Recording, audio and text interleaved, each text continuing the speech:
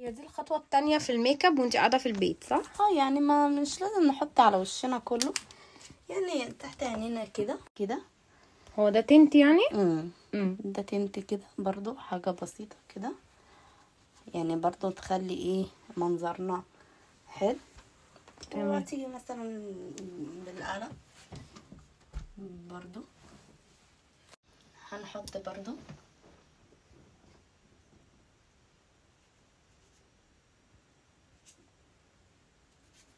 تحديد في البيت. ترسمي شفايفك.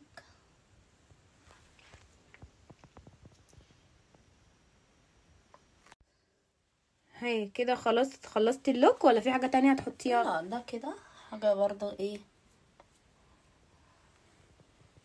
بنحدد بس ايه.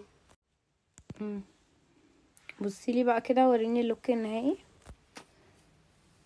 اللوك النهائي هادي جدا، هادي وفي نفس الوقت طبعا بقى يعني ايه مع الشعر مع اللبس كده، فبيديكي برضو ان انت ايه صغيرة كده، مش لازم حاجة مقفورة قوي ولا يعني شوية. يعني انت كده دلوقتي شوية عندك كده. 50 ولا عندك قد ايه؟ عندي ايه؟ عندك كام سنة؟ عندي كام سنة؟